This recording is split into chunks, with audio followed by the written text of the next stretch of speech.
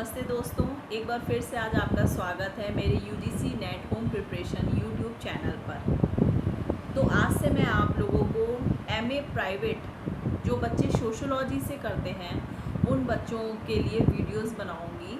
तो MA private sociology में जो आप लोग का सोशोलॉजी का सब्जेक्ट है उसमें आप लोग के एमए फर्स्ट ईयर के बच्चों के लिए जो मैं वीडियोस बनाने जा रही हूँ, तो मैं उन लोग को बताना चाहूँगी कि जो मेरा ये वीडियो बनाने का मकसद है वो मेन एक यही मकसद है कि मैंने काफ़ी सर्च किया था। जब मैंने एमए किया था प्राइवेट सोशोलॉजी से, तो मैंने देखा था कि मुझे गाइडेंस करने के लिए कोई भी नहीं था। खाली बुक्स अवेलेबल थी। बुक्स के नाम पे भी आपको जो मॉडल पेपर्स वगैरह होते हैं वही मार्केट में मिलते हैं बच्चों को पढ़ने के लिए। तो मुझे काफ़ी परेशानी हुई थी, लेकिन फिर भी मैंने अपनी तरफ से पूरी कोशिश करी थी कि मैं अच्छे तरीके से अपने नोट्स तैयार कर सकूं। और एमए सोशोलॉजी से मैंने अपना कंप्लीट भी कर लिया। तो मैं चाहती हूँ कि जैसे मुझे परेशानी हुई तो वैसे ही बाकी बच्चों को किसी तरीके की प्रॉब्लम ना आए। तो इस वजह से मैं एमए प्राइवेट बच्चों के लिए सोशोलॉजी सब्जेक्ट के अकॉर्डिंग अपना ये वीडियोस तैयार कर रही हूँ आज से। तो मैं बताऊंगी आपको कि एमए जो है वो आपका फर्स्ट ईयर और सेकेंड ईयर प्राइवेट में आपका सोशोलॉजी सब्जेक्ट से जो भी बच्चे करना चाहते हैं वो बिल्कुल निश्चिंत हो जाइए, क्योंकि मैं अपनी तरफ से पूरी कोशिश करूंगी कि आप लोग के लिए अच्छे से अच्छे वीडियो बनाऊं, जिससे आप लोगों को मुझसे कोई भी शिकायत का मौका ना मिले। तो हम स्टार्ट करेंगे एमए प्राइवेट फर्स्ट ईयर के बच्चों का जो सोशोलॉजी सब्जेक्ट से कर रहे हैं। उनके लिए है कि टोटल एमए में आपके फर्स्ट ईयर में 5 सब्जेक्ट होते हैं। 5 सब्जेक्ट में से आपका जो फर्स्ट सब्जेक्ट होता है वो है क्लासिकल सोशोलॉजिकल थिंकर। सेकेंड है आपका methodology of social research. Third है आपका perspective on Indian society. Fourth है आपका rural society in India.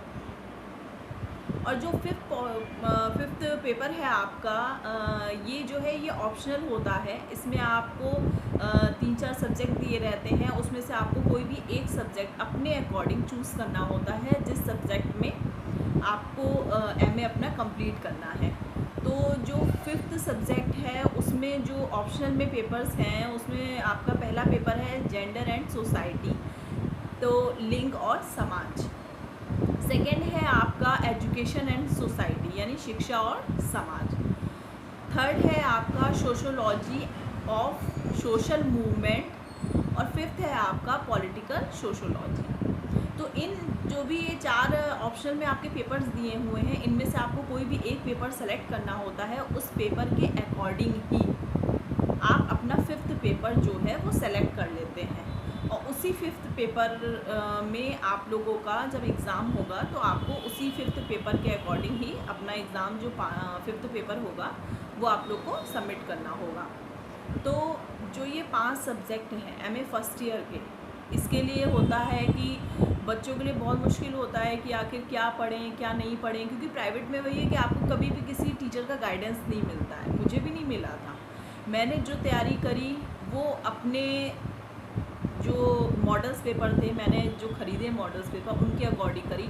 But model paper में भी इतना डिटेल में सारी चीज़ें दी रहती हैं कि आपको समझ में नहीं आएगा कि आखिर किस तरीके से क्वेश्चंस आएंगे। हालांकि आपको पिछले साल के सारे क्वेश्चन पेपर मिलेंगे आपको उसमें। जो भी आप विद्या वगैरह ख़रीदते हैं इसमें पीछे जो है वो आप लोग के मॉडल्स पेपर जो होते हैं वो दिए रहते हैं। बट फिर भी बच्चों को पढ़ने के लिए गाइडेंस की ज़रूरत होती है। तो मेरा जो ये वीडियो बनाने का मोटिव है वो सिर्फ यही है कि जो बच्चे प्राइवेट एमए सोशोलॉजी से कर रहे हैं उनको किसी तरीके की भी प्रॉब्लम ना हो।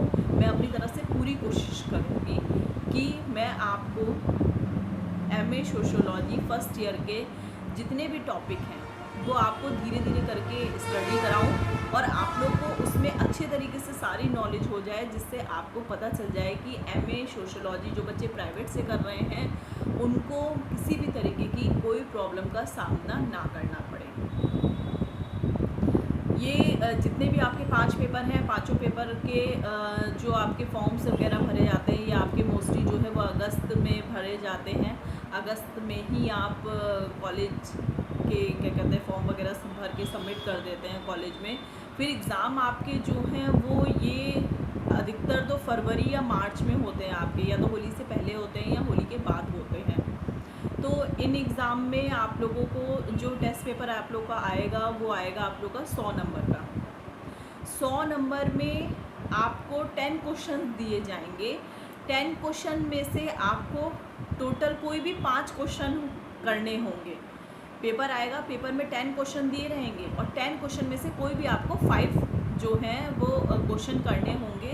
और हर एक क्वेश्चन का आंसर जो है आपको कम से कम एग्ज़ाम की कॉपी में कम से कम 4 या 5 पेज का आपको लिखना ही लिखना है। तो अपनी तरफ से आप पूरी यही कोशिश करिएगा कि आप जितने भी क्वेश्चंस तैयार करें वो अच्छे तरीके से करें, क्योंकि पेपर लेंदी आता है, आपको काफ़ी चीज़ें लिखनी पड़ती हैं। आपका एक क्वेश्चन जो है वो 20 नंबर का होगा, तो आप सोच लीजिए कि अगर 20 नंबर का होगा तो आपको कितने पेजेस भरने होंगे। तो कम से कम 4 या 5 पेज आप लोगों को अपने क्वेश्चन पेपर्स में आंसर शीट में भरने पड़ेंगे, तब आप लोग को जाकर के एग्ज़ामिनर नंबर देंगे। लेकिन हाँ, एक चीज़ ध्यान रखिएगा, जो आप पेपर आंसर में लिख रहे हैं एग्ज़ाम में, ये नहीं कि आपको 5 पेज भरने में आप कुछ भी लिख दें। आपको थोड़ा उसमें डिटेल में स्टडी आपको करनी पड़ेगी, क्योंकि आप जब इस डिटेल में स्टडी करेंगे तभी आप 5 पेज लिख पाएंगे, वरना आप 5 पेज में आप क्या लिख सकते हैं। फिर